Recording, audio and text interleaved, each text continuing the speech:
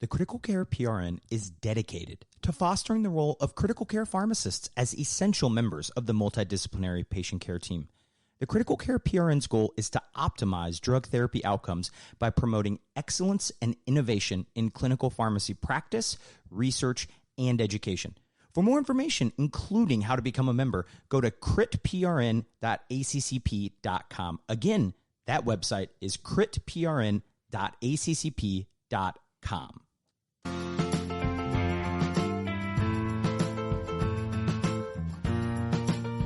Welcome to Pharmacy to Dose, the Critical Care Podcast, a partner of the ACCP Critical Care PRN and a member of the Pharmacy Podcast Network. And I'm your host, Nick Peters. And wherever you are and however you are listening, thank you.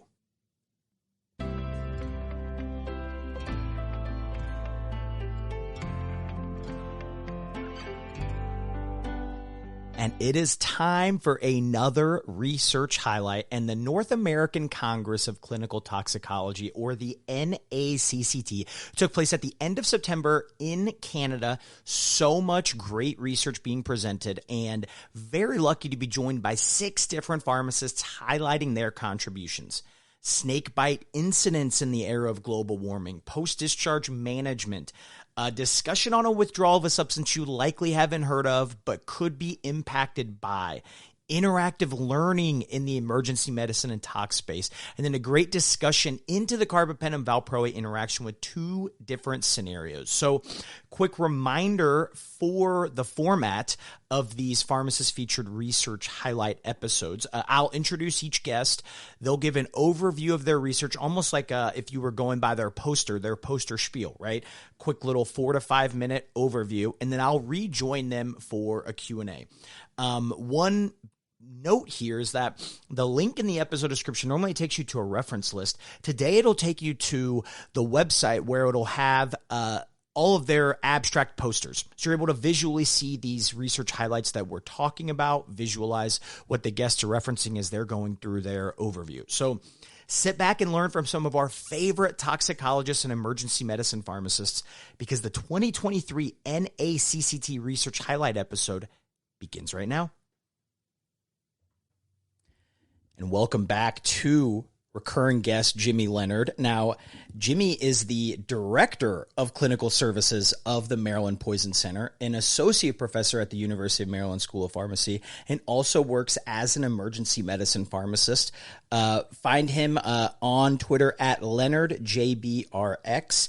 I'm very excited. He's here to highlight his NACCT research, the association between daily high temperature and copperhead envenomations reported to a regional poison center.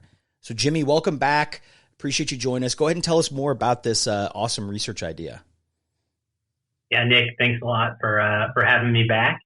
So, essentially, what we did, and what we've noticed over time, is we started to see an expansion of our snakebite season, right? So, classically, snakes, especially in the Maryland area, are more active between May and August, maybe a little bit into September. And what we started to notice over the last few years is a shifting even further away from that center time of the summer into, early April, and then even as late as November, right? And we've seen these hot weeks that are occurring later in the year.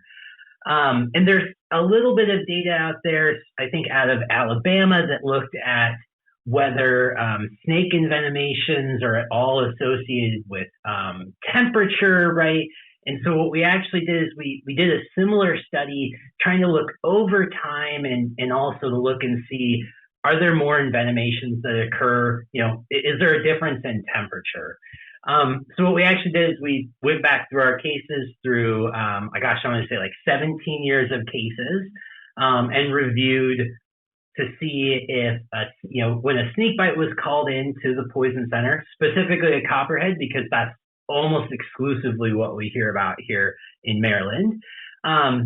Look to see, was the snake bite, did it occur? And that could have either been a dry bite, so no envenomation, or a wet bite with an envenomation. We looked at that, and then we tried to determine what the temperature was in that region. So we knew approximately where the bites occurred, and then we went through and pulled weather data from climate data online for the nearest station and said, okay, what was the high temperature on that day?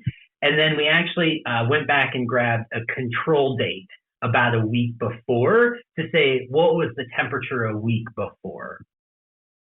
And then we looked at it and compared our daily temperature and to see if there was, a higher temp on days when people were bitten or when a bite was reported versus when there was no bite reported.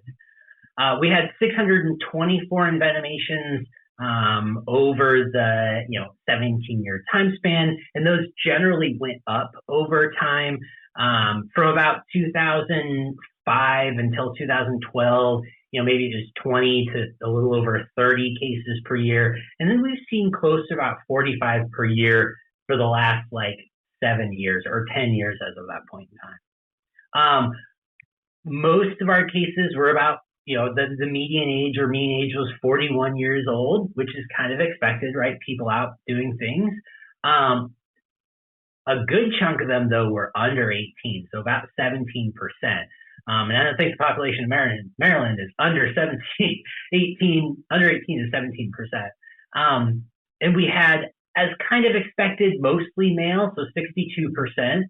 And then the other thing that we looked at was time of day, right? When did this occur? A lot of it occurs in the evening between 5 p.m. and midnight. And then the high level top results was, there is a statistically significant difference in the temperature. So it was about 85 degrees on dates when there was a bite reported and 82.5 degrees. So 2.5 degree temperature difference on days when there was no bite reported. So that's basically what we found, right? There is a positive association with higher temperature, even within what you would consider to be a fairly narrow band of temperature. Really interestingly, though, the bites, the temperature ranged from 58 degrees all the way up to 104 degrees. Shockingly, snakes are still active on days when it's 104 degrees out. So those were our main results, and that was really what we were looking at. We did some analysis and did an odds ratio using conditional logistic regression. What we found that there is a positive association for every 1 degree Fahrenheit, there's a 6% relative increase in the odds of envenomation. So those were high level. Things that we're looking at, so there was a chunk of cases that occurred, or a chunk of bites that occurred between 5 a.m. and 11 a.m., which is fairly atypical, right? Snakes aren't necessarily as active. So what we're actually going to do is look at the minimum temperature during that period of time to say, is this already a warm day? So snakes were already active early in the morning. And then the other thing that we're doing, so we kind of controlled for human activity, right? So by using a week before, we said, okay, we're not comparing a Sunday when people are out and active to, a Monday when they aren't nearly as active. So we did that 1 week. So we were looking at the exact same day of the week. But what we're actually following up is we were able to get some data from the Department of Natural Resources, specifically Parks and Recreation, to look at park visits per day during this period of time as a good surrogate of human activity, right? So we're able to look at, it's 4th of July, and so there are a ton of people out and about and in the parks, right? So we need to explore some of that still. And then the other thing that we're going to look at is severity of envenomation, right? So is it considered, a more severe bite because it swelled, farther up the limb and a lot faster? Or was it, is that associated with temperature, yes or no?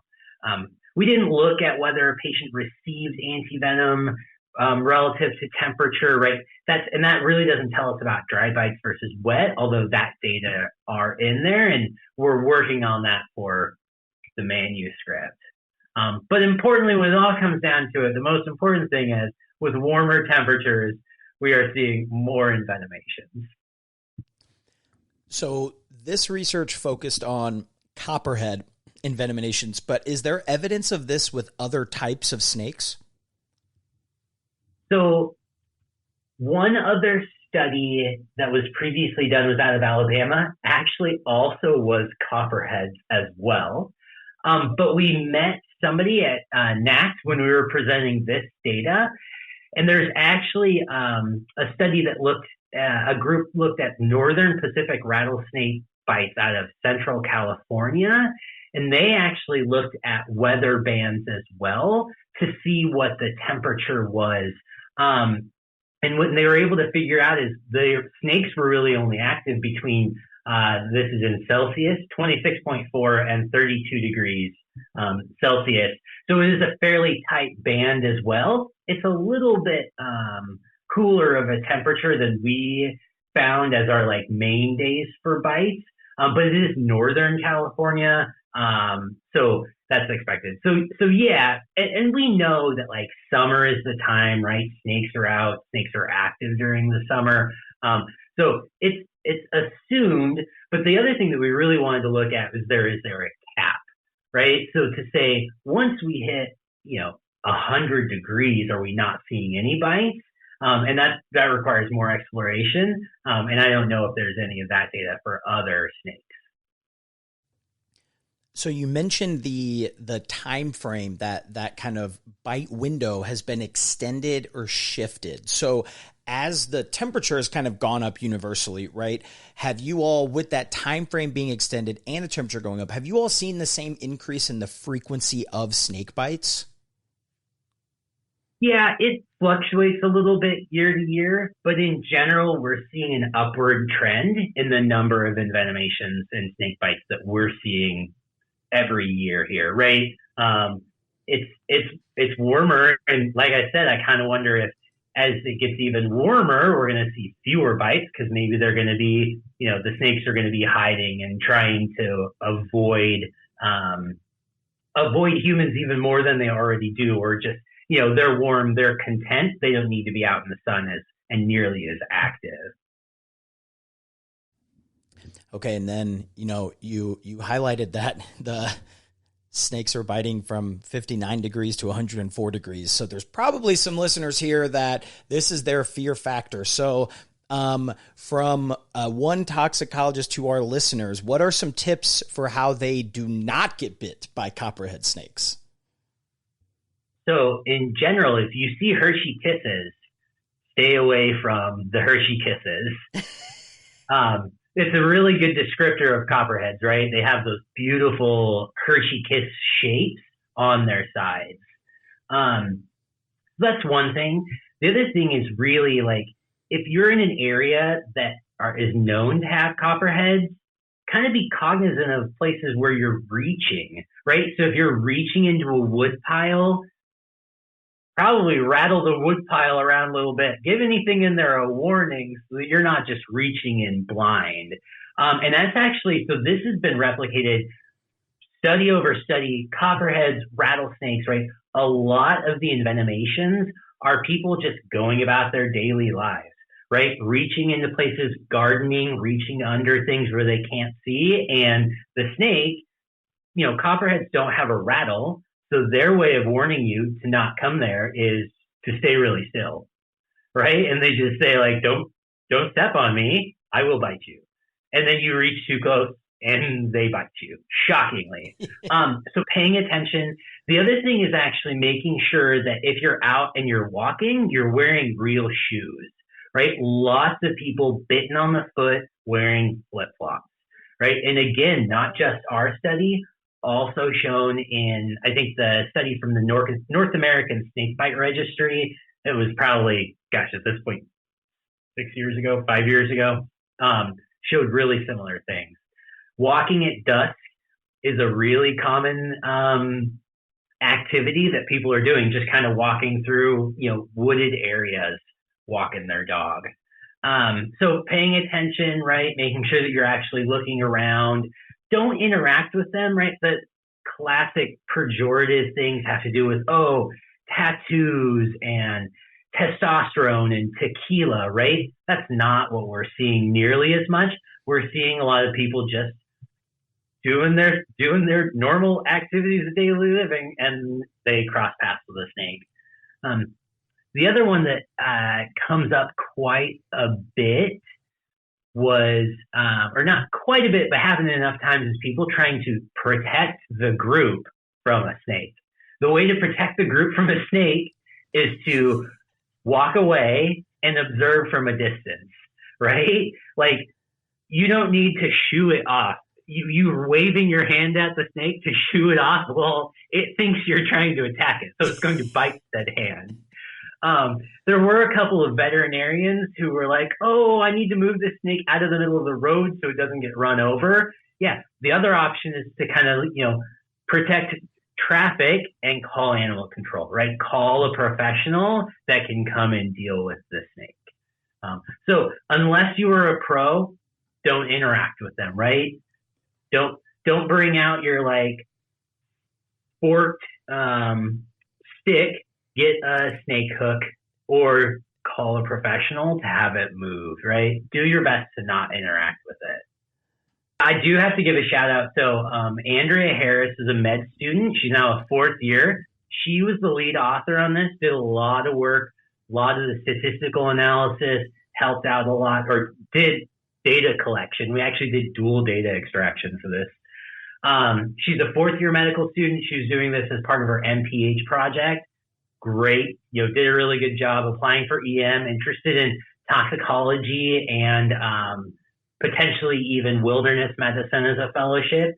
And then Heather Selman's one of our poison specialists here, who actually was able to help out, extract a lot of data, contribute to it. She's the other one who did a lot of the data collection. And so, they put in a tons of hours to get these data pulled out, so that we could analyze it and write it up and then, present it at the conference. Great research comes from a great team. So it sounds like you, Andrew and Heather, were awesome teammates on this poster. Excited to see where this comes, where this goes. And Jimmy, always enjoy having you back. And everyone learns something every time you come on. This is no exception. So appreciate you. And I know you're probably going to have this because this is about toxicology. But of course, if you're bitten by a snake, call your regional poison center at 1-800-222-1222. They're available 24/7, 365.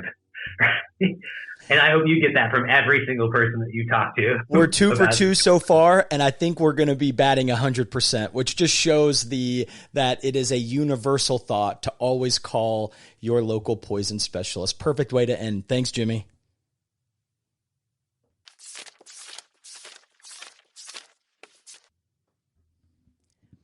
And our next guest highlighting their NACCT research is Erin Ryan. Now, Erin is a PGY1 pharmacy resident at the University of Illinois, Chicago in, of course, Sweet Home Chicago. You can find her on Twitter at EERyan22. And she's going to talk about her research, persistent complications following snake envenomation, results of a specialized snake post-discharge clinic. Erin, welcome. Appreciate you joining. Go ahead and tell the listeners more about this research study you were involved in. Thanks so much for having me. So just to give a little bit of background about how this project came about, this is work that I did when I was working as a SPI, so a specialist in poison information at the Alabama Poison Information Center, which I did before residency. So we would see a lot of snakes down there, primarily copperheads, but also the occasional cottonmouth and rattlesnakes. And these sort of pit vipers can obviously cause a lot of severe swelling and tissue damage, issues with wound healing, and potentially coagulopathy. And we know from previous studies that those symptoms don't necessarily fully resolve by the time of discharge. These patients can continue to have swelling and functional disability for weeks, sometimes even months after they go home. There's also the concern for delayed coagulopathy in the case of rattlesnakes. There's really not much good follow-up care in many places for these patients. So we would have patients going to their PCP or their pediatrician who aren't really familiar with snake bites, and these wounds can look really bad. The residual swelling, even if it's healing appropriately, can look really alarming. So they might treat them inappropriately, send them back to the ED. It was definitely an issue with getting them good follow-up. And all of that led to the creation of the University of Alabama at Birmingham and Children's of Alabama Comprehensive Snakebite Program, a major part of which is this clinic. So it's a collaboration between the medical toxicology program and the wound care physicians. And they see patients after they're discharged from the hospital, usually within a week. Anyone in the state of Alabama, 5 years or older, can go there to have their bite looked at, make sure that it's healing appropriately, that their labs are normal. And then the referrals are generated through the poison center. So the spies offer follow-up, get the contact information, and kind of set up that appointment. So we launched that in the middle of 2021.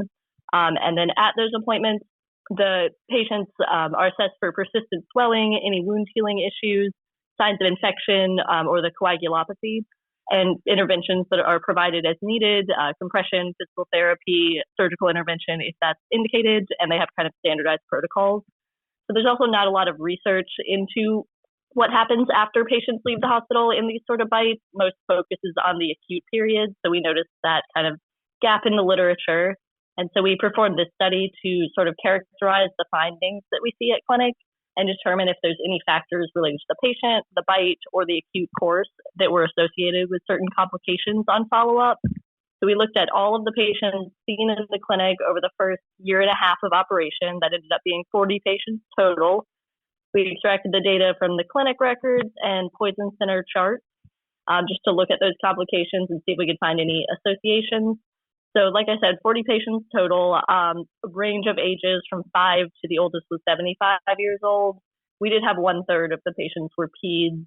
These were mostly moderate to severe bites. 90% of them received antivenom during their hospitalization.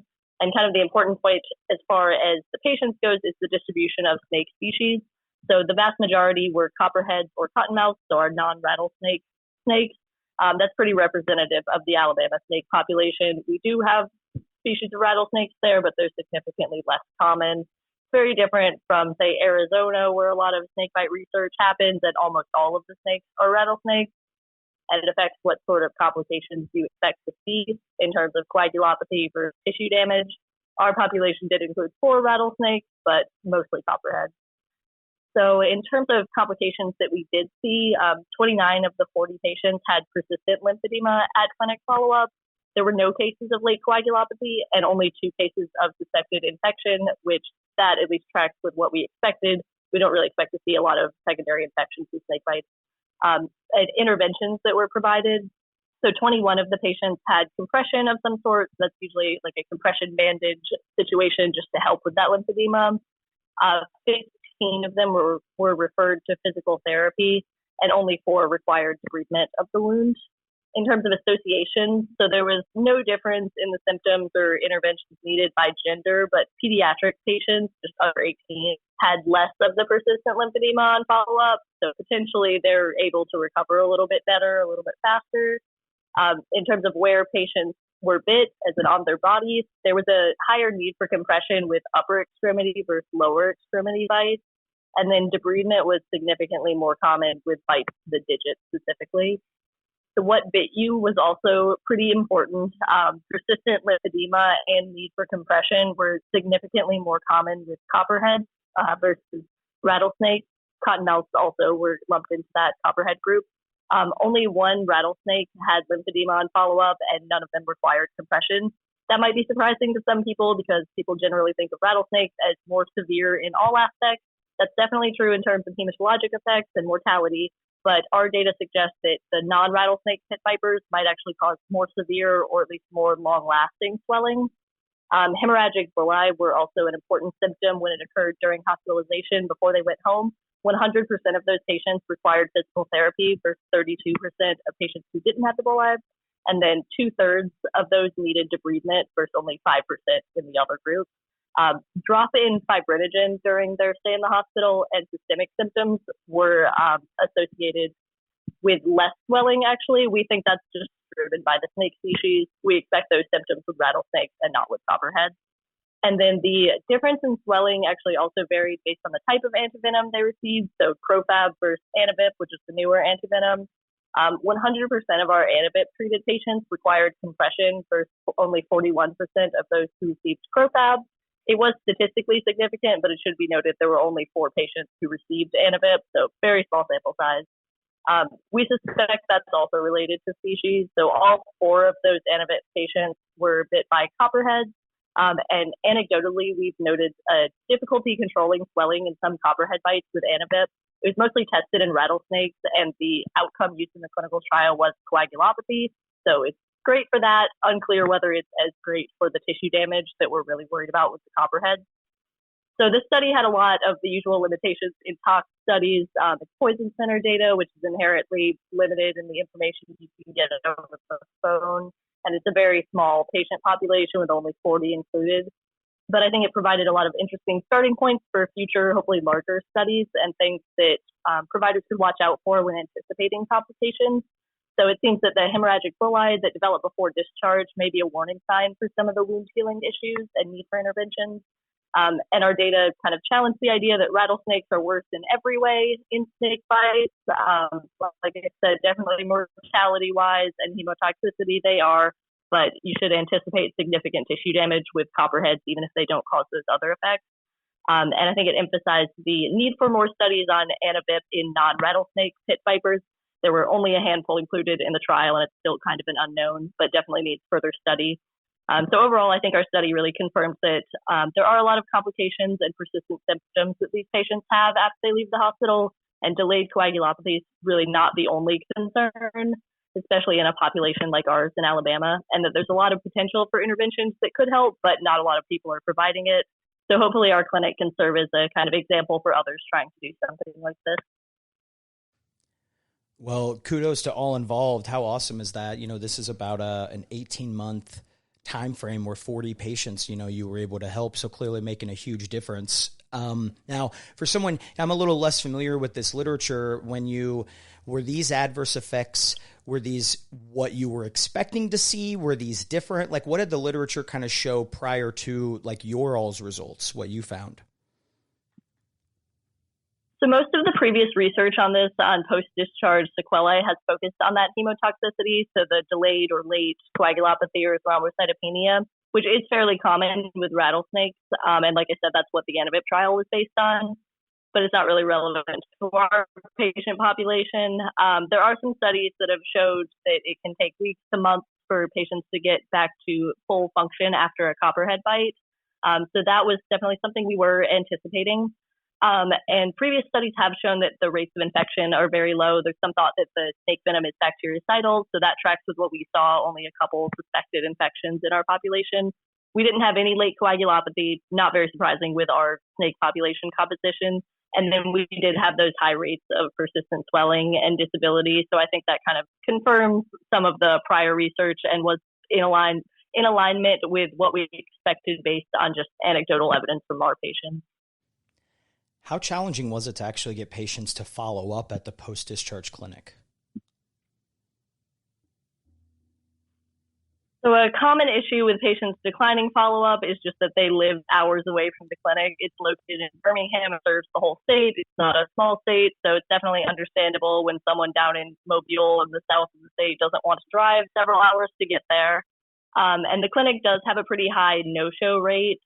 We suspect that's partly due to just the natural course of some of these bites. So when we're eliciting the follow-up, the patients are in the hospital, their arms super swollen and painful, they agree to come in. If they go home and it starts getting significantly better in a few days, they might decide not to come, which isn't necessarily a bad thing if it's just an indicator they're doing better, especially with our snakes where we're not so worried about missing late coagulopathy. If it's a rattlesnake, we'd be a little more worried. The exception to that is the pediatric patients. The parents are generally very interested in follow-up at the clinic. It's pretty scary to have your young child bit by a venomous snake, so they're very eager to come in. Unfortunately, we can only see patients age 5 and up, so hopefully we can expand that in the future. And like I said, the referral process is through the Poison Center, and that's become a lot more streamlined over time. Initially, it was just the toxicologist offering it directly to doctors during consults or if they saw patients at the bedside. But we pretty quickly expanded that to the spies offering it to all of our snake bites as they follow up on them. The spies have gotten really good at explaining the process, getting the contact info. We've developed some handouts that we faxed over.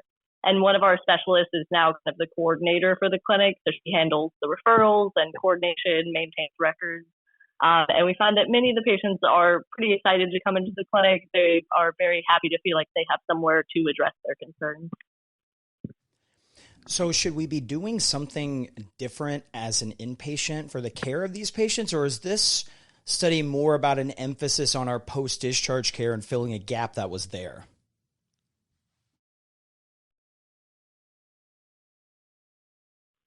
So I don't think this study pointed to any major changes that need to be made in inpatient care. It's definitely a good idea to consult your poison center, especially if you don't have bedside toxicology in your hospital. Snake bites are pretty weird. The treatment can be unusual, and there are things that you can do that can make it worse. So, for example, we always worry about these being misdiagnosed as compartment syndrome and getting a fasciotomy, which will just lead to terrible healing of the wound and won't fix the problem. But otherwise, this is really just emphasizing the need for the post-discharge care and that there's a role for these interventions in the post-discharge period by providers who understand these bites. These people are definitely still having significant symptoms after they go home, and we're finding that the compression bandages and physical therapy can really help in the healing process. So I'd say the results are mostly useful for kind of defining the prevalence of those complications and helping to identify which patients especially could benefit from close follow-up after they leave the hospital. Well, what an awesome research idea. You mentioned you did this when you were a spy. That's maybe the coolest name of any title that you could have when you're doing, less than you're not upper management there. So what a cool idea. What an awesome study. Remember at E Ryan 22. And we have to say, right? Remember your poison center number, 1-800-222-1222. So Erin, thanks so much. Thank you.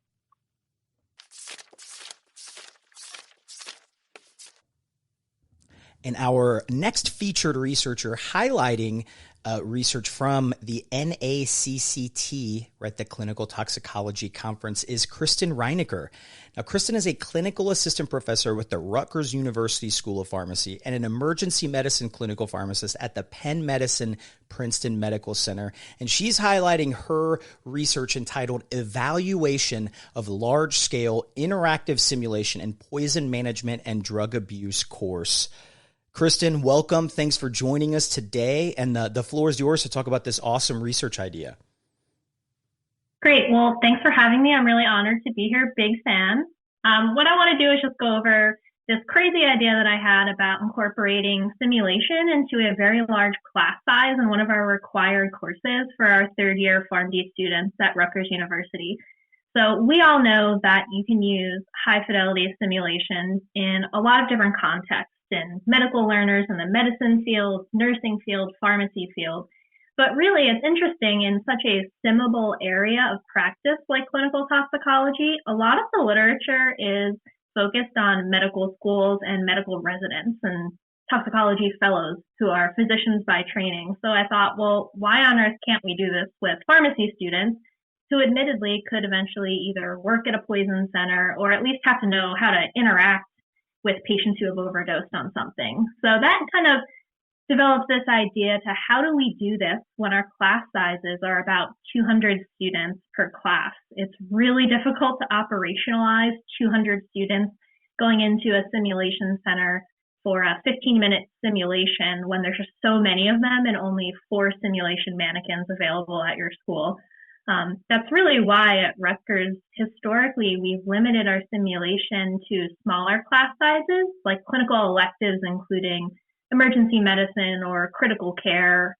Some of our sim suites are also utilized for things like sterile compounding, but for the most part, it's only when you have 15 to 20 students interacting in that setting. And I wanted to be able to do it, but didn't really know how to do it effectively, or if I was doing it effectively when I did it with all 200 of them sitting inside of our large didactic classroom. So what we did was get some time in the sim lab to record some vignettes with interacting with the mannequin, as well as taking screen grabs of the cardiac monitor, of the physical exam findings, letting them listen to sounds from the belly, look at us examine the mannequin for things like clonus, and then put this all into a case where they tried to figure out what toxidrome the patient was presenting in, as well as give them some opportunities to, at critical decision points, make a decision and have us spitball off of their answers and see how they were doing and progressing with the case.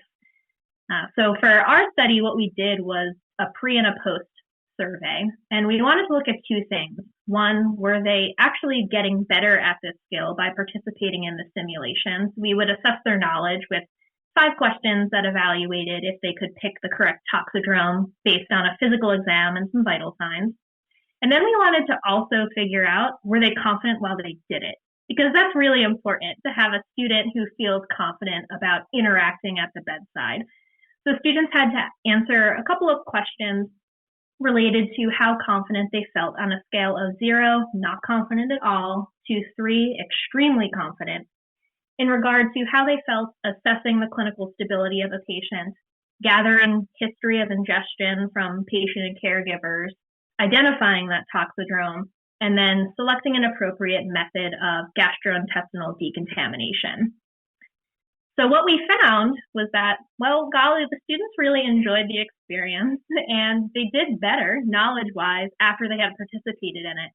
So the students on average tend to do a little bit more toward the 0 to 1 scale before they did the simulation, meaning that they did not feel confident or minor confidence.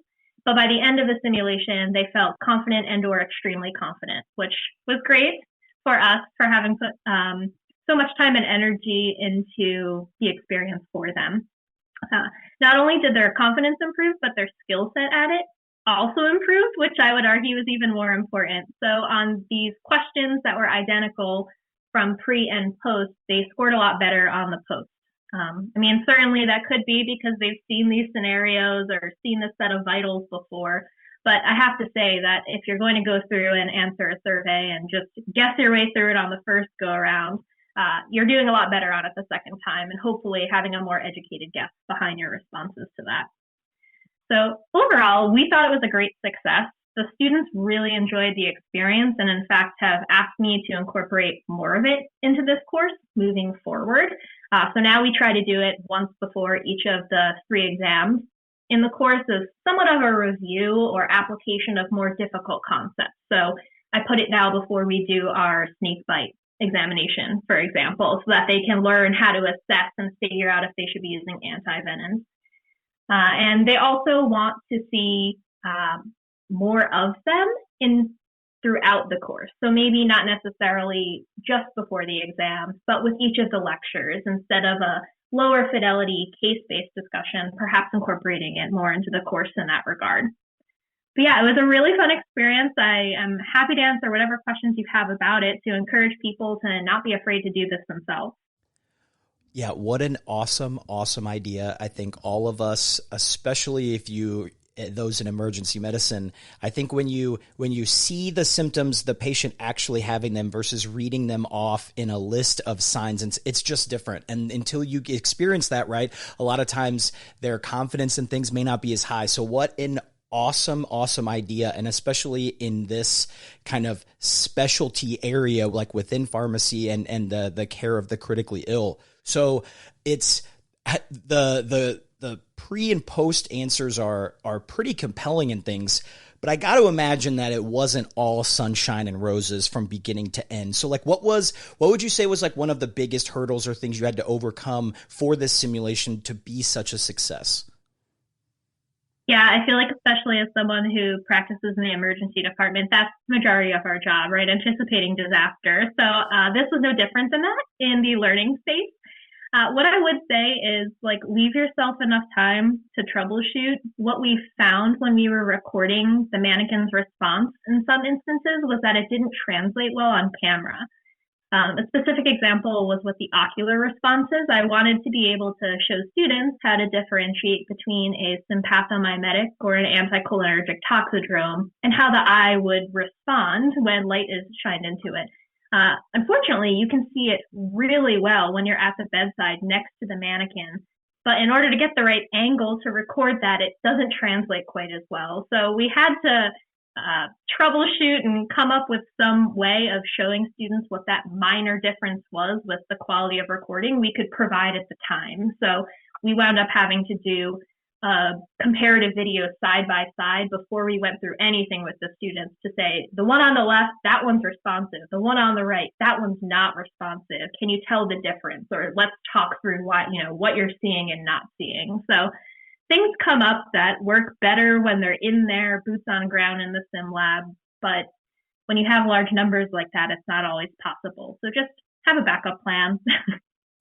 That's like one of those don't let perfect stop you from doing, right? So it's not 100% Exactly. perfect, but there's, one or two things, but in the scheme of the overall thing, the success completely outweighs any minor things. This sounds technical. Yeah, for sure. Were you the technical mind behind all of this? Because this sounds like there was a lot of technology, videos, uploading. Like, are you kind of the Rutgers tech go-to person here?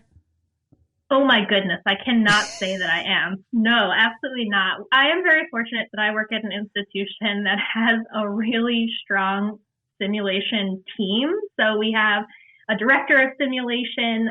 We have another gentleman who is, he's fantastic. He was a paramedic by training, and now he's taken over the sim lab. So he really handles a lot of the tech for us, as well as is just phenomenal with figuring out the best way of getting this to be executed appropriately with the students who may not even know what an IV line is when they walk into the sim lab. And we also have two other support staff who set up the pallets with our, simulation mannequins and get everything logistically ironed up in the background. So I cannot take full credit for this. The only thing I really do is come with an idea and a case and try to bring some energy. Hey, both of those two things are absolutely essential. You got to have good energy, and it all starts with a good idea, which clearly you had. And I mean, what a success. You have students like asking for more of this. And I was joking, you got that without offering grades or food, which are typically the two incentives that get college kids excited, right? That's right. So for those who, because I'm sure there are going to be people listening and are tasked with the same kind of issue that you did with how do we do this on a large scale format. So what advice would you have to others in academia, or maybe those who are just in charge with big residency programs, to help incorporate simulations into some of that didactic teaching? Yeah, so my biggest thing is don't be scared of it. It can be intimidating. It is a bit of work on the front end, but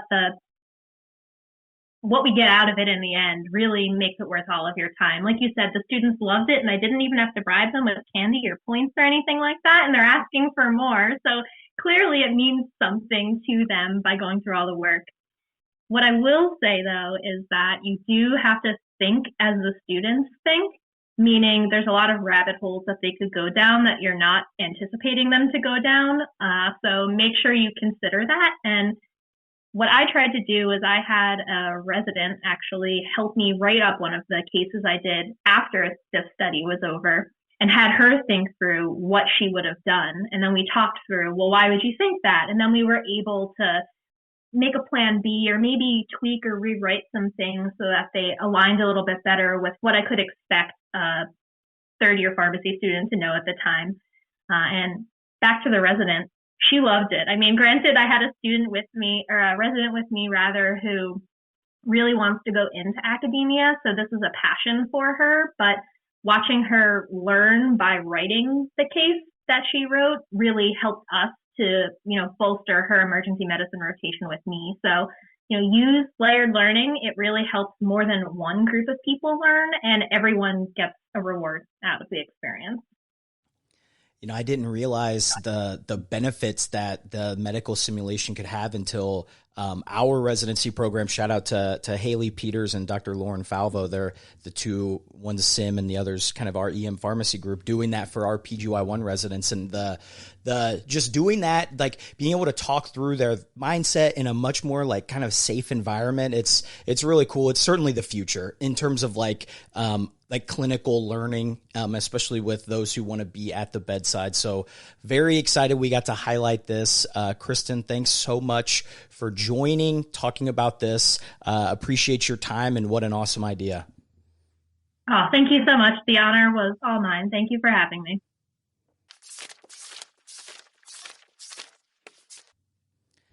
And very, very special guest with us now, Ryan Feldman, emergency medicine pharmacist, board certified clinical toxicologist, a clinical associate professor at the Medical College of Wisconsin Pharmacy School. As if that wasn't enough, as if he's not doing enough in all of his time, he has an amazing toxicology podcast you should all be listening to called The Poison Lab. So there'll be a link to that. So be sure to give that a listen. Now, I'm excited. Ryan's going to talk about his research from the North American Congress of Clinical Toxicology entitled A Systematic Review of Phenibut Withdrawal with a Focus on Complications, Treatment Strategies, and Phenibut Alone or Polysubstance Withdrawal. Ryan, thanks, man. Appreciate you coming on. Floor's yours. Thank you. Wow, I'm feeling pretty great after that intro. I appreciate it. Yeah, so like you mentioned, our research project was a systematic review of phenibut withdrawal, and my guess is most of your listeners won't know what that is, which is exactly why we did this systematic review. This is an emerging substance that we're seeing some pretty nasty complications from, and usually when you encounter it, it's the first time you've encountered it, and there's not a lot of resources out there to direct a clinician on how to manage it. So maybe I can just start with a little background on what phenibut is. Phenibut is a GABA-B agonist that is available to be purchased online. It's often called Russian baclofen because it's one chloride group different from the baclofen molecule, and it's widely available. It was actually used as a prescription in Russia. They put it in their cosmonauts medication bag to make them more relaxed as they were flying to space. Now, people figured out that they could buy this substance on the internet from anywhere. It's totally unregulated. So now people are buying jars of basically powdered baclofen and taking it by the spoonful every day. And that can obviously cause some problems, not just with intoxication. So there are some cases of people coming in, sedated from phenibut overdose. But the real problem, the real thing that I have run into and had some issues with is withdrawal. And there's not a lot out there characterizing phenibut, its natural course of withdrawal, how long withdrawal lasts, how severe the outcomes can be, when symptoms start, what users were taking before it happened. And that was one of the impetuses of this research, was to try to look into, okay, how low of a dose let's say someone comes into your office and they say they've been taking 1 gram daily for a week. Is that going to be enough that could lead to dependence? That was part of it, as well as what kinds of outcomes can we see, which we did see, an admission rate of over 88%, ICU admissions, seizures, intubation, all sorts of kind of scary outcomes from the withdrawal syndrome. And I guess just to throw out there, if anyone wants to learn more about this specific substance, I did record a podcast episode about it on the Poison Lab. It's called Phenibut, the emerging drug you don't know about yet, because we've seen a massive increase in calls to poison centers since about 2015, 2016. And in that episode, we actually interview some phenibut users, and we discuss research on what's available with some authors who have published case reports of managing phenibut withdrawal. So that's a good resource too. Yeah, what an awesome idea to even interview users to get their perspectives and things. Wow, that'll be a must listen for all. That's toxicology. It's so cool. Your research and the things you get to do. It's such an awesome perspective into the kind of unique things that you all do on that side of the ED or the tox world, I guess you'd say. Yeah, sometimes we have it a little easier because most of our subjects are a bit. There's not much out there yet, so it's pretty easy to shine a light. And when pretty much talking about anything is adding new knowledge. So one of the reasons that we did this research was because if you have someone presenting with phenibut withdrawal, it can be very difficult to understand. Number one, let's say, does this patient need to come into the hospital? Can this patient be managed at home? If they do come into the hospital, what treatments should we utilize for them? A lot of people think that phenibut is a GABA-B agonist, so you should treat it with another GABA-B agonist like baclofen. And in fact, 30% of the published case reports mention the word baclofen in the title. So if you're naive to the substance and you're looking around, you're going to see a lot of case reports that say, hey, let's use baclofen. So we wanted to look at what the actual data was for this. And we found some interesting results. Number one, every patient who acutely stopped phenibut had to be admitted inpatient for management of their symptoms. And about 75% of patients had their symptoms progress in the first 24 hours. So when they show up to you, they're not looking as bad as they're probably going to look. And if somebody is not going to taper off of it, it seemed like every case report required the patient to be admitted in the hospital to manage their symptoms. The majority of patients who were admitted were receiving benzodiazepines, not baclofen. In fact, the acute stabilization phase, it looked like benzos, barbiturates, or baclofen were used, but benzos were the most common. A lot of these patients needed multiple agents. We're talking GABA agents, we're talking alpha-2 agonists, sometimes atypical antipsychotics, sleep aids, your classic cocktails for management of withdrawal. And it looks somewhat like, a bad baclofen withdrawal. You have hallucinations, tremor, dysautonomia, hypertension, as well as some patients needing to be intubated for either having a seizure or altered mental status and requiring large amounts of sedatives, propofol, things like that. But I do think it was notable that in our analysis of all the reported cases of withdrawal, if you acutely stopped, you likely had to be admitted. But there were some patients managed appropriately outpatient without a lot of intervention, just doing a phenibut taper. This kind of comes into, that adds some complexity because your patients are using an unregulated substance that they're buying online, sometimes in a powder, sometimes in capsules, sometimes their distributor changes. But it does appear if they have reliable access to a supply of phenibut, a tapering strategy could be reasonable. And in those strategies, oftentimes baclofen was added as an adjunctive to help them taper down from phenibut, and it did seem to be appropriate there. But there's a number of cases, too, where a patient was started on baclofen to manage their withdrawal and actually had an adverse effect.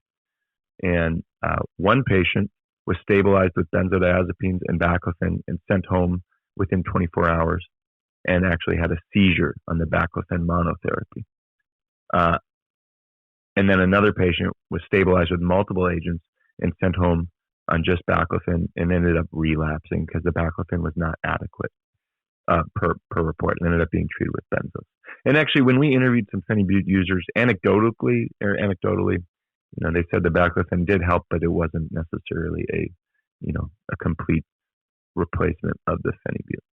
So we just noticed that there's a lot more to be known.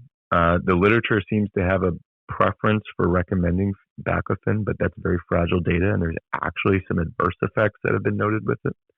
So from our perspective, with the limited data that's available, it seems likely that potentially benzos would be more of a workhorse, or benzos with baclofen to acutely stabilize a patient, and then looking at maybe baclofen as a monotherapy. But there's a lot more to be known, and that can be sussed out in the abstract and in the manuscript forthcoming for anyone who is interested. And I'm hoping really that this is a resource. If you do unfortunately encounter one of these patients who's been buying phenibut from a GNC, even you can get it there, and shows up in pretty extreme withdrawal, that you'll have a resource to go back to say, okay, how long will this withdrawal usually last? What agents are typically used? How fragile is the data for those agents? And hopefully remember to call a poison center somewhere in between there. So I have to comment on something. So I've heard you say you can get this from everywhere, from like the web to a GNC. So where, is it truly that easy that if somebody Googled it and wanted to get it, they would probably be able to get it and get their hands on it? Absolutely. I mean, I don't love promoting the fact that this is widely available, but it is, and anybody who wants to get it can use it. You go to any nootropic website, things like that. It has been sold in actual retail stores as well. And if you look online, people are taking it for social anxiety, euphoria. Some are taking it to actually manage withdrawal from other substances like ethanol. And it's completely unregulated. It's not scheduled. It's not even considered a drug in the United States. It is something that you can essentially buy over the counter. And when you're talking about, we hope this is helpful because there's just not a lot out there. Like it looks like 37 patients, right? The N is 12 and 25, at least in terms of the abstract. So we're talking, small data. So pooling it together to help us is awesome. Now, this is coming from, I'm sure you knew this, I had never even really heard of phenibut before I reached out to you to come on. So when I see that that benzos are kind of our first line treatment, on a scale from like we're the lorazepam dosing for like non-epileptic seizures up to like your dosing to severe alcohol withdrawal, those really big doses, where do we fall in the scale on like the doses that we're using in the treatment of this withdrawal? Well, real quick correction. There's only 25 cases in this series. 12 of them were withdrawing only from phenibut or from multiple substances, and 13 were only phenibut. Oh, so that's a subset. So it's even less than 37. We're right. Even less numbers. Exactly. So a very fragile data set, and any comparative evidence would help us guide a lot more. But when you have absent evidence, you have to make do with what you can. We're trying to collate that limited data here. Now, in terms of the benzos, right, so phenibut withdrawal is just like other withdrawals where it's going to be a spectrum. You have some people with more mild symptoms, some people with severe symptoms, and some with moderate. The severe cases of withdrawal are scary when you read them. We're talking about 30-day admissions. We're talking about tachycardia, tremor, hallucinations. And these patients are getting 17 milligrams of lorazepam in the first 18 hours, really big doses, and often needing phenobarbital, often needing, lots and lots of baclofen. We have patients on over 100 milligrams of baclofen a day trying to manage this withdrawal. And so you can definitely escalate, but there are others who have more manageable symptoms. How to actually grade the withdrawal severity is another conundrum. If you look in the case reports, most of them, only about half of them actually used a withdrawal scale, and the most common one was CEWA, because you see similar autonomic dysfunction, you see similar, neuropsychiatric symptoms. So it's a decent scale to measure, okay, how bad is your withdrawal, but it's not validated in phenibut, obviously. But that is one method that can help guide how many benzos you might need, since there really isn't any other method out there right now. So you're highlighting how like severe this withdrawal can be. Are we able to test for the presence of this yet? Like how are we, like if they were come to the ICU, how are we able to identify what substance they're even taking? Of course, you've called the poison, you've called your poison center 1-800-222-12222. So I had that, we got to put that plug in. Anytime you got tox person on, you got to make sure the poison number gets said sometime throughout the episode. But how do we know that it's like, that's actually what's causing it? Right. So confirmatory testing is pretty difficult. There probably are a few, gold star centers that have that like 900 panel GCMS. They're able to send out, I think like Arizona and some places in Minnesota have those, but probably 99.9% of the nation is not going to have that available. And there are reference labs you could probably send a level to, but most of the time you're diagnosing this by history.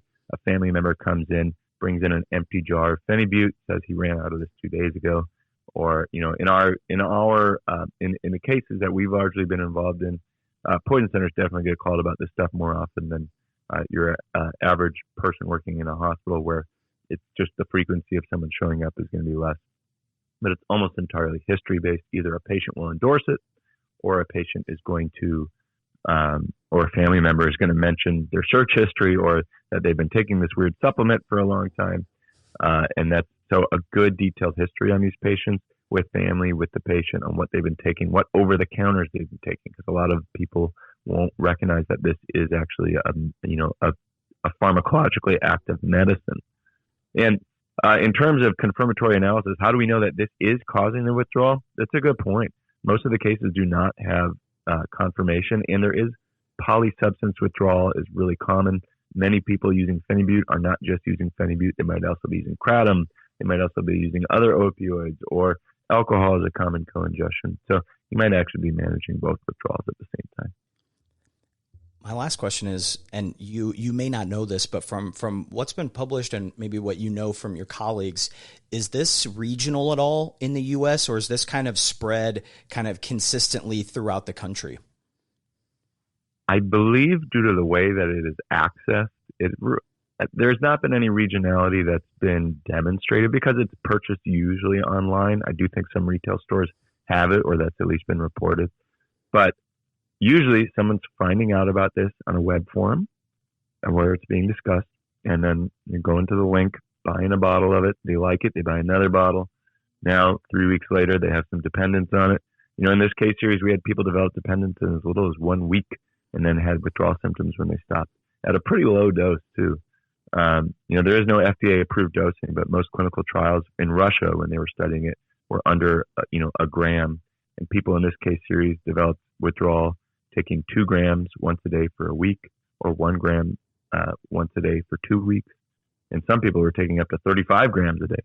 So it's a whole slew of what's going on. The Russian baclofen, aka phenibut. I appreciate you coming on and highlighting that. Quick aside, when someone says the word supplement by you, does the hair on your arm stand up? Do you get like a tingly sense as a toxicologist when the word supplement is uttered in your vicinity?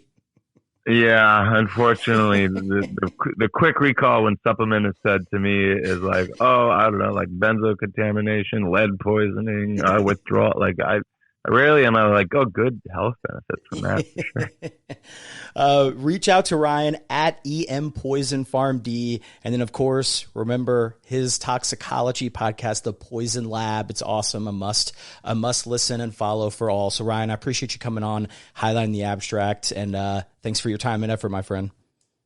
Absolutely. Thanks for having me.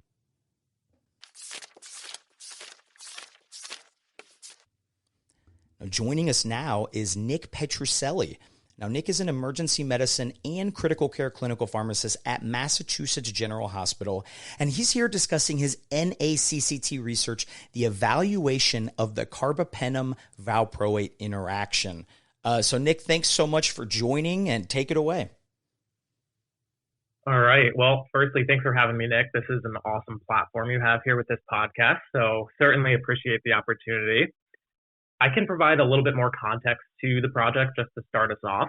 So my team and I investigated the carbapenem-valproate drug-drug interaction, which for some time has been known to be quite a tricky interaction to manage, given carbapenem seemingly decrease the serum concentrations of valproate, which can leave patients vulnerable to potentially really severe consequences, upwards of about several weeks potentially. So, throughout my training, I was always trying to sort of mentally compartmentalize drug-drug interactions. Which ones do I not have to worry about? Which ones can I just sort of blow through the alerts for versus which ones actually require a little bit more thought and planning behind? So this particular interaction always really piqued my interest because, one, it sort of seemed to be one of the ones that required more mindful considerations. And two, I felt that there was this sort of widespread uncertainty as to how to manage it effectively. I think one of the trickiest pieces to this puzzle is the fact that when carbapenems are employed, these patients likely don't have many other therapeutic options for anti-infectives, just given the carbapenem spectrum and use reservation. These patients may have beta-lactam allergies or histories of multi-drug resistant organisms, for example. So ultimately, our objective was to retrospectively examine the clinical outcomes and consequences with the interaction, and also to investigate what our institution was doing in regards to management. So we ultimately included patients from 2017 to 2022 that were at our hospital, MGH, and Brigham and Women's Hospital, which is another academic medical center within our health system. All the patients received a carbapenem antibiotic concomitantly with valproate products.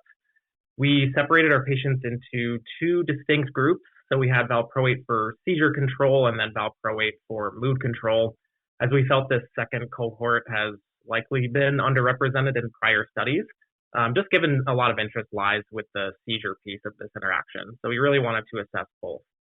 We ended up analyzing 134 encounters where carbapenem was employed in patients taking valproate for seizures specifically, in which we found that 46% of those patients actually seized during their hospitalization after exposure. We found about 24% of those patients were placed on a new anti-epileptic agent after the fact, while the dose of their valproate was increased in about 30% of those patients. So we sort of assessed those two distinct mitigation strategies there. And then in our other group, which was looking at the mood-related disorders, we analyzed 124 encounters, so close to the same, just slightly less. And for those patients, we found that concomitant use led to behavioral disturbances in about 50% of those patients. We recognize that the behavioral disturbance is a very challenging outcome to measure. And so we did have to use surrogate markers such as the ordering of a psychiatric consult or the presence of a predefined keyword within a patient progress note, such as agitation or combative or something like that. So ultimately, we felt that what we found kind of gave more credence to the drug-drug interactions and will give us something useful to work with when potentially providing some more education across our departments.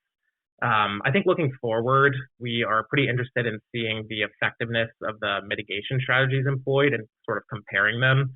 You know, like how effective is it really to increase the dose of VPA versus how effective is it to just add a new anti-epileptic agent, for example. What an awesome research idea and execution, because I think this is one of the drug interactions where I'm not sure everybody is aware of how severe of an interaction it is when you give them concomitantly. So one of the things that stood out is in the outcome results, mentioned that the median percent dose increase was about 50%. So is this a scenario where, you know, if this is the rare reason when we have to use both together, should there be an empiric dose increase for that valproate, when we use these together? That's such a good question. Yeah, we definitely did see patients who had their dose increased, but I would say likely not as a recommendation. We didn't necessarily investigate how successful this approach may have been, but other studies are pointing to an idea that no matter how much that the dose is increased, it is likely very challenging to overcome the effects of the carbapenem administered. And there's probably some other mitigation strategies that we should likely be employing instead. Yeah, I love that you emphasize that, because I feel like, you know, you're just increasing and increasing, and it feels like you're never making headway when you're kind of getting those therapeutic levels. So taking this kind of research from the clinical side and bringing it kind of back to your hospital, is there any plans to update language for the drug-drug interaction, or what are your plans to kind of emphasize this interaction for providers at your institution? Yeah, another great question. We haven't made any changes to our drug-drug interaction alert, as we've already had a pretty robust one in place.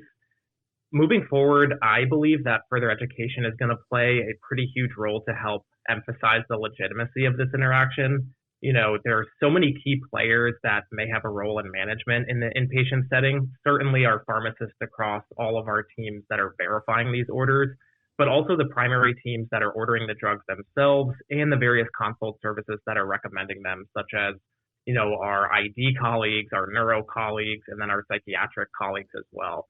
So I think there's just a large pool of people who will probably benefit from just a little further education on this piece. And then to kind of play both sides of it, sometimes they might not know they're on valproate, right, when they potentially start empiric treatment and things. So there probably is some, I doubt everyone saw that on their MAR and still did the carbapenem. But again, right, we the data is what it is.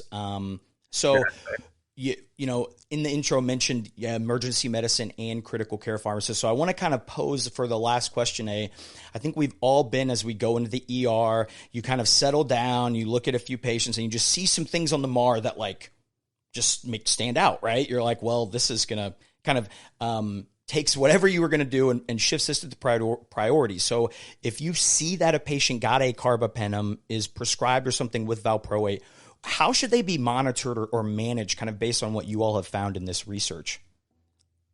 Yeah, and that scenario is so funny, right? Because that happens way too often where you sit down, you're just chart reviewing and you stumble upon something, you're like, now we got to figure this out, right? Your day is gone. You're taking your coffee with you. Yep.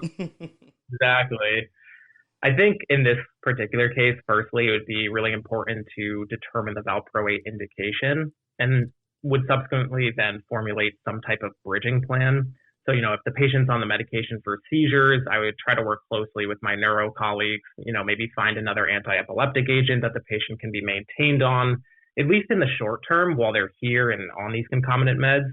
And then similarly, if it's being used for mood control, would help to find an alternative mood stabilizer and or maybe some medications that may be needed on a sort of PRN basis for acute agitation, if also applicable. Well, I love when you get kind of pragmatic research, things that we know of and we're aware of, but we kind of have hard data to support and we kind of know percentages and things. So what an awesome research from the NACCT conference. So Nick, appreciate you joining us from the East Coast and highlighting this great work you and your colleagues are doing. So thanks so much. Yeah, my pleasure. Thanks again for having me. This was great.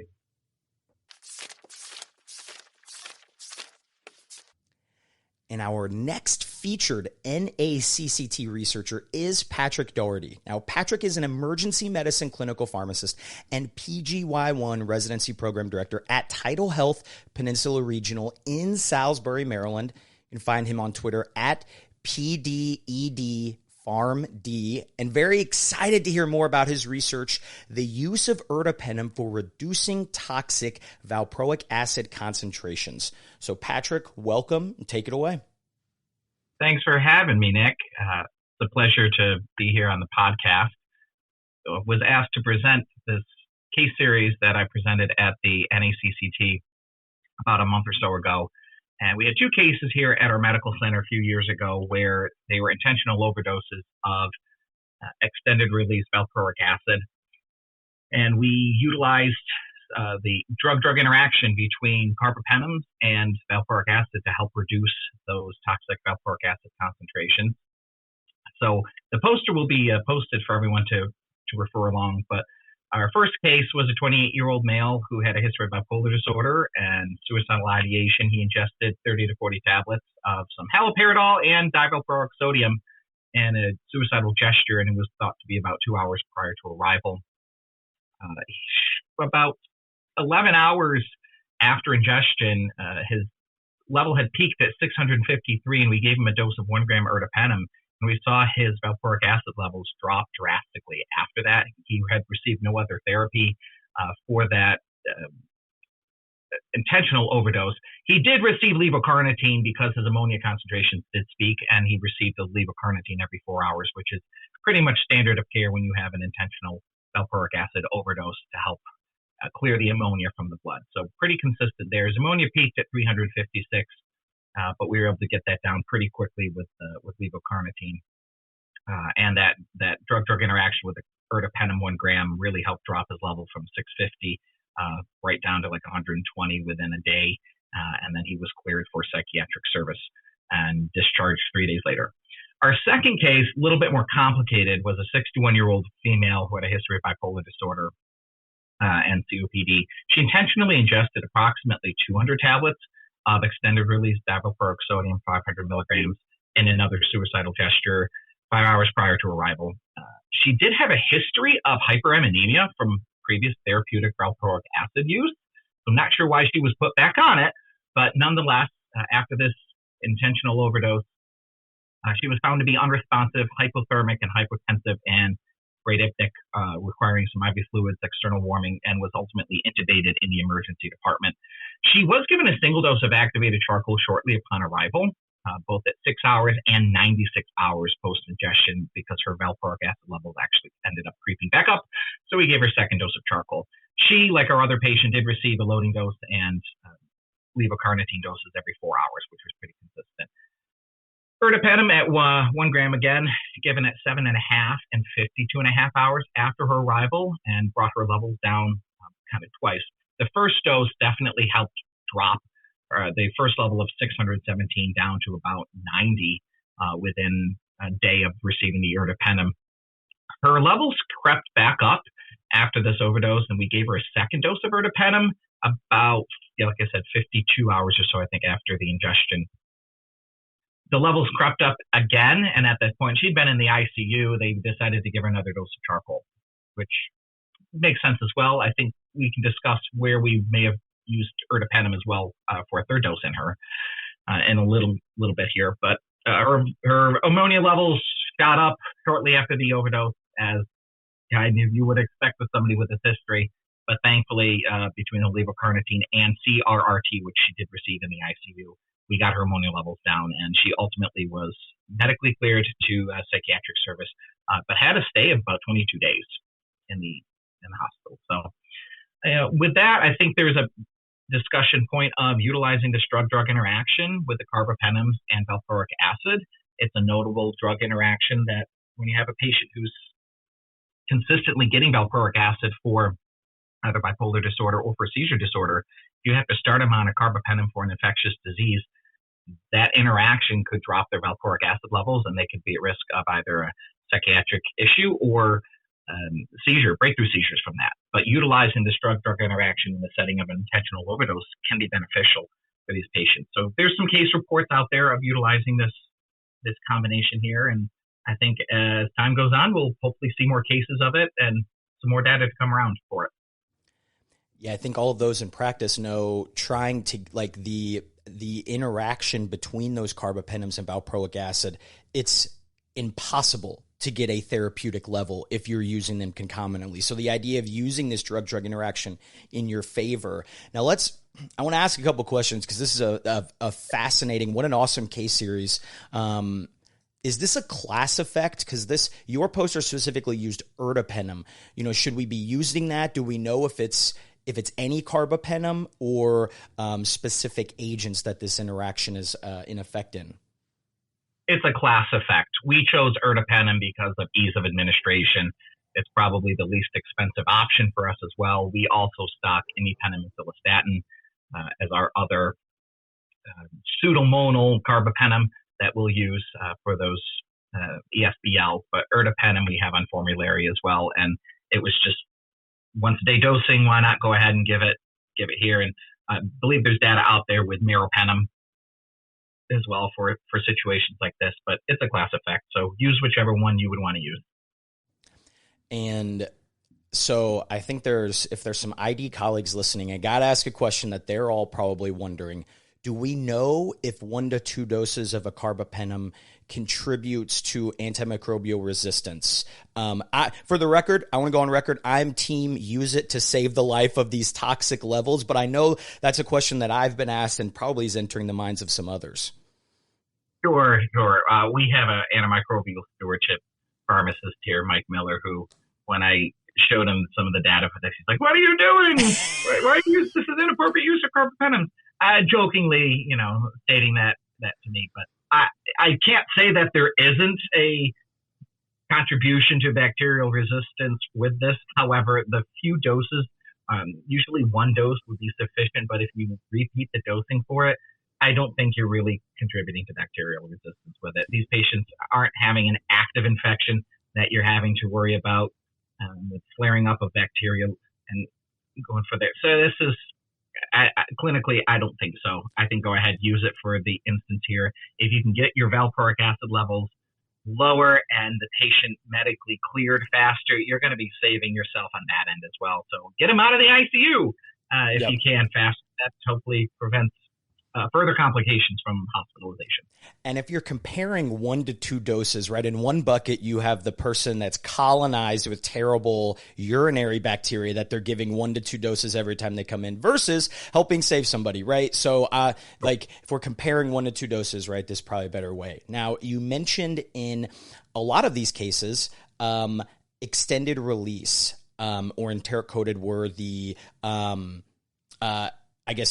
mechanism for the drug. Is there a role for immediate release, like for using carbapenems with an immediate release valproic acid overdose, or is it really for those where you're worried about a level creeping back up? I think in the situation of an immediate release valproic acid overdose, if your levels are significantly high enough, you could try this. I don't think there's going to be harm from doing it. Most of the patients that are on valproic acid, I think, are on the enteric-coated or the extended release formulations. So you're most likely to see it then, but track those levels. Every hospital should be able to get a valproic acid level. And if you see that level creep up, particularly with worrisome encephalopathy from an elevated ammonia level, go ahead and give the dose. So I do think there's a potential role for it with an immediate release overdose. I'd love to see any cases get published or discussed in the future for future use there. That's a really good point, because really the immediate release would really only be like the solution, right? The one that you would give through like a tube or something maybe. So that's a really good point. Now in the second case, right, the one that you mentioned, 22-day stay, a little more complicated. You talked about we got a repeat dose and how maybe even a third dose might have helped save some things later. So is it really just kind of your clinical opinion and feel, not you, like you, Patrick, but you as in like the team, is it your feel as to when it comes up? Is it any time the level rebounds? Is it a specific number or percent, or how do we guide determining when we should consider maybe giving a repeat dose or two? Yeah, I think initially if you get a high enough level, and kind of to be determined what you would say is a high enough level. In our cases here, I think about 500. A VPA level of 500 would be significantly high enough where you would consider what can we do to get that level down faster. Both of our patients exceeded 500 and there were 600 levels here. You drop that level after the first dose, and if you see the level creeping back up, okay, well, that's telling you there's continued absorption. So you could go along with giving another dose of activated charcoal. Since that level's up, you're absorbing it from the gut, but potentially consider giving it carbapenem as well to help get that drug down faster, that level down faster. So in the second case that we had, patient got the dose of charcoal shortly after arrival. That's likely helped, hopefully helped prevent absorption, but the level was already significantly high when they arrived. They had a fairly delayed presentation, but we felt it was adequate to give them per poison center recommendation to give the dose of charcoal. Shortly after that, we gave them the dose of ertapenem. Level drops. Level rises within a day, next day or so, and then we give another dose of ertapenem. It's hard to say if that level was going to keep going up higher after that. If we hadn't given that dose of ertapenem, the second dose of ertapenem, but level came back down and then crept back up. I think at that point you could have considered giving another dose of ertapenem 1 gram. I don't think there's going to be risk with doing it in that case. The patient was also on CRRT that was ultimately helping with the ammonia clearance and keep that valproic acid level lower than upon presentation. The ICU staff chose to give a second dose of charcoal. At that point, it was like 90 hours or so after the ingestion. You're still seeing absorption. Okay, you can give the charcoal, but I think you could have given a third dose of carbapenem as well. But ultimately, the level came down nicely after the charcoal, and good outcomes for both cases. Well, I'm glad you got to highlight it. And of course, as we're talking about these, remember, always call your friendly poison center, correct? 1-800-222-1222. So, Patrick, thanks for coming on. Thanks for joining us from across the Chesapeake Bay. Remember, at PDED PharmD. Patrick, thanks so much. This was awesome NACCT research you came on and talked about. Thank you very much. Glad to be here, and see you in the future. And just a big shout out to all the clinical toxicologists, everyone in the tox world. Thanks to all 6 of the guests for coming on today. But just smart, great, kind group of individuals you interact with if you ever have to get to work with anyone in the tox space. I always love collaborating with our tox colleagues. So I pointed out their social medias as we introduced them. Reach out to them, let them know what an awesome job they did. And then, of course, reach out to me. Let me know what you think at Pharmacy2Dose on our social medias, pharmacy2dose@gmail.com if you want to send me an email. Then, of course, pharmacy2dose.com, the website where we'll have the visual. You'll be able to go and you'll be able to see PDFs of all the research posters that we talked about here. So you can see the great pharmacist research in the visual format in addition to this audio format. So until next time, I'm Nick Peters, and this is Pharmacy to Dose, the Critical Care Podcast. The Critical Care PRN optimizes drug therapy outcomes by promoting excellence and innovation in clinical pharmacy practice, research, and education. For more information, go to critprn.accp.com. Again, that is critprn.accp.com. The podcast provides general information only and does not offer individualized medical or professional healthcare services, including pharmaceutical advice. The contents and materials in the podcast are not intended to be a substitute for inpatient pharmaceutical advice, diagnosis, or treatment. Use of the contents and materials on the podcast does not constitute a pharmacist-patient relationship. As a result, the information in and materials linked to this podcast are applied at the user or patient's own risk. Users and patients should consult their physician or personal healthcare professional. Users or patients should not ignore or delay seeking care because of something they heard on this podcast. In case of an emergency, the user or patient should contact their physician, call 911, or go to the nearest medical emergency facility. The views and statements expressed on this podcast are those of the host and guests and should not be interpreted to reflect the official position or policy of ACCP or the Critical Care PRN. ACCP and the Critical Care PRN disclaim any and all liability or responsibility for any direct, indirect, incidental, special, consequential, or any other damages, including without limitation, loss of profits arising out of any use of, reference to, reliance on, or inability to use the podcast, its contents, and materials.